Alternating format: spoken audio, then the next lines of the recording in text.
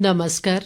ये आकाशवाणी शिमला है। अब आप राजकुमारी चंदेल से प्रादेशिक समाचार सुनिए। भाजपा के राष्ट्रीय अध्यक्ष जगत प्रकाश नड्डा ने आज बिलासपुर एम्स में कई नई सुविधाओं का शुभारंभ किया।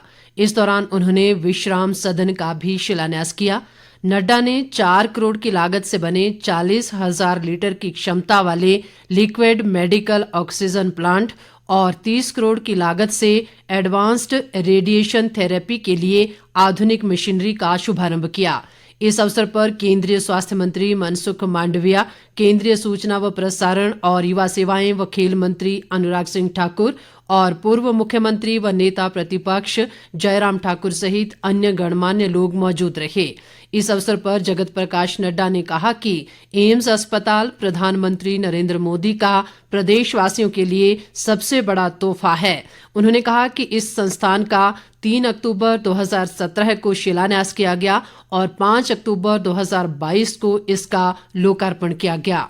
उन्होंने कहा कि प्रधानमंत्री नरेंद्र मोदी के दृढ़ संकल्प से देश में स्वास्थ्य सुविधाओं में सुधार हुआ है और कोरोना जैसे कठिन दौर में भी लोगों को बेहतर स्वास्थ्य सुविधाएं उपलब्ध करवाने के लिए केंद्र सरकार ने दृढ़ता से कार्य किया।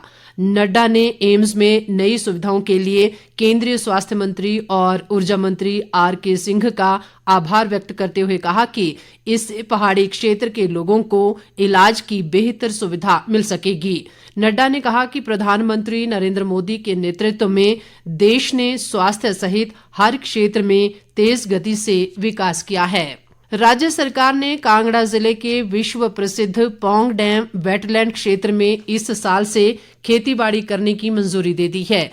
शिमला में चल रहे प्रदेश विधानसभा के बजट सत्र के दौरान प्रश्नकाल में आज मुख्यमंत्री सुखविंदर सिंह सुक्खू ने विधायक होशियार सिंह के मूल और भवानी सिंह पठानिया व बिक्रम सिंह के प्रतिपूरक सवाल के जवाब में ये जानकारी दी। उन्होंने कहा कि पौंग डैम एरिया को अभी तक इको सेंसिटिव जोन घोषित नहीं किया गया है और न ही इसकी कोई अधिसूचना जारी की गई है। मुख्यमंत्री ने कहा कि जब इसे अधिसूचित किया जाएगा उससे पहले संबंधित विधानसभा क्षेत्रों के विधायकों से चर्चा कर उनके सुझाव लिए जाएंगे। उन्होंने कहा कि सरकार अभी वाइल्ड लाइफ सेंचुरी एरिया से कुछ हिस्से को हटाने के प्रयास कर रही है, लेकिन इसके नियम काफी कड़े हैं। मुख्यमंत्री ने कहा कि पहले वाइल्ड लाइफ सेंचुरी की अधिसूचना जारी होगी और उसके बाद इको सेंसिटिव जोन बनाने का कार्य किया जाएगा। मुख्यमंत्री ने कहा कि यहां पर प्राकृतिक आपदा और पिछले लंबे समय से वोटिंग लाइसेंस जारी न होने के चलते पर्यटकों की आमद कम हुई है। उन्होंने कहा कि पर्यटन विभाग को आदेश जारी कर दिए गए हैं कि वे बोटिंग के लाइसेंस जारी करें। मुख्यमंत्री ने कहा कि पौंग डैम में वित्त वर्ष 2021-22 में 8,81,680 रुपए और वर्ष 2022-23 में 2,16,810 और वर्ष 2023-24 में इस साल 15 जनवरी तक 2,36,150 रुपए की आय टिकट विंडो, वोटिंग और रेस्ट हाउस से हुई है। उन्होंने कहा कि वर्ष 2023-24 में अब तक 1,728 सैलानी यहां आए हैं।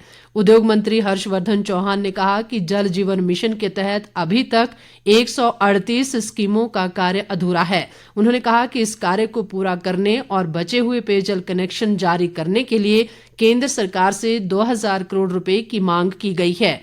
उन्होंने कहा कि पिछले 3 वर्षों में 15 जनवरी 2024 तक 1,163 योजनाएं स्वीकृत हुई और इन योजनाओं की 2,470 करोड़ 21 लाख रुपए का प्रशासनिक अनुमोदन व व्यय स्वीकृति हुई है।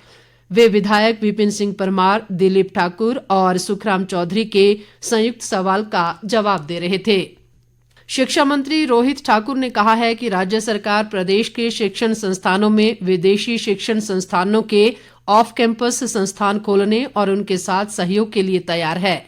शिक्षा मंत्री आज विधानसभा में विधायक चैतन्य शर्मा द्वारा इस संबंध में गैर सरकारी संकल्प दिवस पर लाए गए निजी संकल्प पर हुई चर्चा का जवाब दे रहे थे। चैतन्य शर्मा ने बाद में शिक्षा मंत्री के जवाब से संतुष्ट होकर अपना संकल्प वापस ले लिया। शिक्षा मंत्री ने कहा कि इस तरह के कार्यक्रम को प्रोत्साहित करने के लिए प्रतिष्ठित विदेशी विश्वविद्यालयों के साथ अल्प अवधि के स्टूडेंट एक्सचेंज प्रोग्राम और प्रतिष्ठित लोगों के दौरे करवाए जा रहे हैं। इसके साथ ही ये समाचार बुलेटिन समाप्त हुआ। नमस्कार।